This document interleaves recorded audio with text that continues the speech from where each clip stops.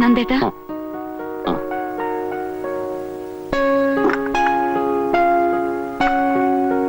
ഞാനൊരു കാര്യം പറഞ്ഞ പിണങ്ങോ? കാര്യം എന്താണെന്ന് പറ, എന്നിട്ട് തീരുമാനിക്കാം ഇണങ്ങണോ പിണങ്ങണോന്ന്. എനിക്കൊന്ന് വീട്ടിൽ പോണോന്നുണ്ട്, ഞാൻ പൊയ്ക്കോട്ടെ? എന്താ പെട്ടെന്ന് ഇങ്ങനെ തോന്നാൻ? അല്ലെങ്കിൽ വീട്ടിൽ പോകാൻ പറഞ്ഞാൽ പോലും പോകാത്തവളായിരുന്നല്ലോ നീ. അമ്മയെ കണ്ടിട്ട് കുറെ ദിവസമായില്ലേ, അതുകൊണ്ടാ. അതിന് അമ്മ അസുഖമായിട്ട് കിടക്കൊന്നും അല്ലല്ലോ ഉടനെ പോയി കാണാൻ. അസുഖം ഉണ്ടെങ്കിൽ മാത്രമേ അമ്മയെ കാണാവൂ എന്നല്ല ഞാൻ പറഞ്ഞത്. ഡേ ആൻഡ് നൈറ്റ് ഡ്യൂട്ടിയാണ് എനിക്കിപ്പോ. നീ ഇവിടെ ഇല്ലെങ്കിൽ എന്റെ ഒരു കാര്യവും നടക്കില്ല, അതുകൊണ്ടാ.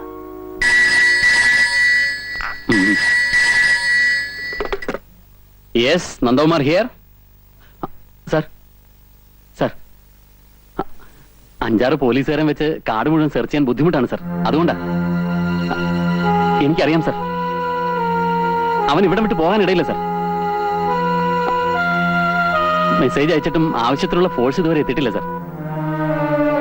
Thank you sir, I will try my level best. Thank you sir. S പിയുടെ ഫോണാ, അങ്ങേർക്ക് AC റൂമിലിരുന്ന് കൽപ്പിച്ചാൽ മതിയല്ലോ. ഇവിടെ ഊണും ഉറക്കമില്ലാതെ കാട്ടിക്കിടന്ന് അട്ടടിയുള്ള മറ്റുള്ളവരും. അയാളെ പിടിക്കോ? എന്താ സംശയം?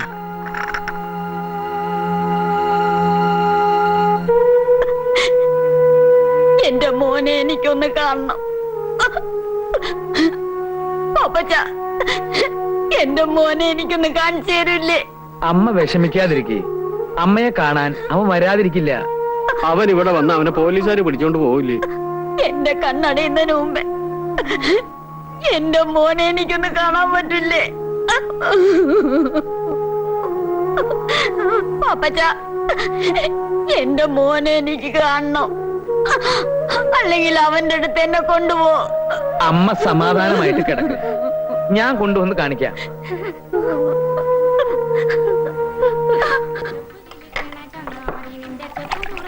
മധുരം കുറച്ചൊരു ചായ.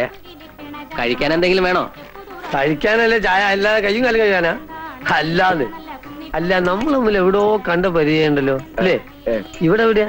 കുറച്ച് തെക്കുന്ന ഒരു ബിസിനസ് ആവശ്യമായിട്ട് വന്നതാ. അത് ശരി, അത് കണ്ടപ്പോഴേ തോന്നി. ഇവിടെ എന്താ അവിടെ ഇവിടെയൊക്കെ പോലീസുകാരെന്ന് കണ്ടല്ലോ. ഏതോ ഒരു പഹൻ ജേരിയാൽ ഈ കാറ്റിൽ എവിടോ ഒളിച്ചിരിക്കുന്നുണ്ടല്ലോ. ഓനെ പിടിക്കാനുള്ള നെട്ടോട്ടല്ലേ ഈ പോലീസുകാര്.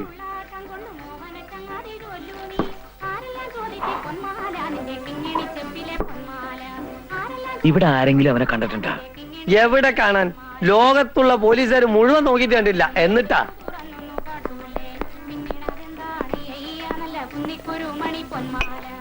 രണ്ട് ചായ എടുക്ക. ഓ,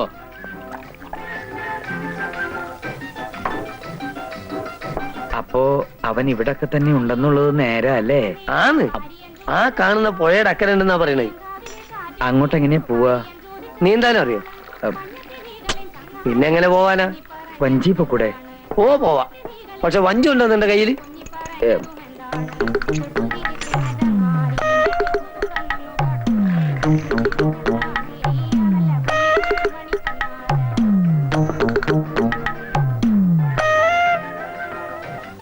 സത്യം പറ പാപ്പച്ച, അവൻ എവിടെയാ ഒളിച്ചിരിക്കുന്നത്?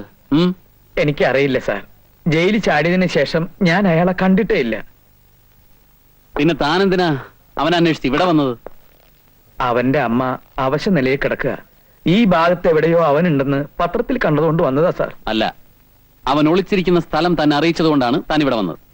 പറയണം, എവിടെയാണ് സ്ഥലം? സത്യമായിട്ടും അവൻ എവിടെയുണ്ടെന്ന് എനിക്കറിയില്ല സാർ. ഇത്രയും നേരം മര്യാദയുടെ ഭാഷയിലാണ് ഞാൻ ചോദിച്ചത്. ഇനി പോലീസ് മുറയിൽ ചോദിച്ചാലേ താൻ സത്യം പറയുന്നുണ്ടെങ്കിൽ അതും എനിക്കറിയാം. സാർ ഇനി എങ്ങനെ ചോദ്യം ചെയ്താലും ഇതിൽ കൂടുതലൊന്നും എനിക്ക് പറയാനില്ല സാർ.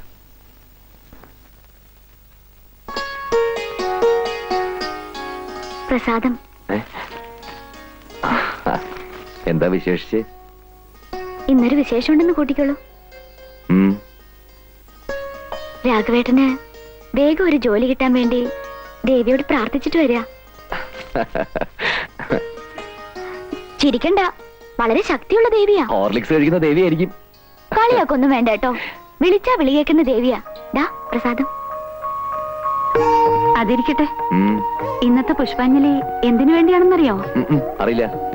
നമ്മുടെ കാര്യത്തിൽ തടസ്സമൊന്നും വരാതിരിക്കാൻ വേണ്ടിയാ. അല്ലെങ്കിൽ തന്നെ പെൺകുട്ടികൾക്കൊരു വിചാരമുണ്ട്, പ്രേമിച്ചു തുടങ്ങിയ ഉടനടി കഴുത്തിൽ താലി കയറണം. എന്തായാലും നമ്മുടെ വിവാഹം കുറച്ചാളോട് കഴിഞ്ഞിട്ടൊക്കെ മതിട്ടോ, അല്ലെങ്കിലേ ഈ റൊമാൻസിന് ത്രില്ലങ്ങ് പോവും. അയ്യടാ, നമ്മൾ തമ്മിൽ ഇഷ്ടമാണെന്ന് നാട് മുഴുവൻ പറഞ്ഞു നടക്കാനല്ലേ? അത് മനസ്സിലിരിക്കട്ടെ.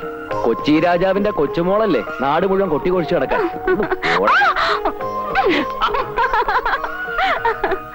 രാഘവേട്ടാ, എന്താ ആലോചിക്കുന്നത്? ഏയ് ഒന്നുമില്ല. ഞാൻ പ്രസാദം തൊടുവിച്ചത് ഇഷ്ടായില്ലേ? അതുകൊണ്ടല്ല, കുളിക്കാതെ പ്രസാദം തൊടാൻ പാടില്ലല്ലോ. മനസ്സ് ശുദ്ധമാണെങ്കിൽ കുളിച്ചില്ലെങ്കിലും ഒന്നുമില്ല. കുളിക്കാതെ പ്രസാദം തൊടുവിച്ചത് പാവമാണെങ്കിൽ അതിനുള്ള പ്രായച്ചിത്തം ഞാൻ ചെയ്തോളാം.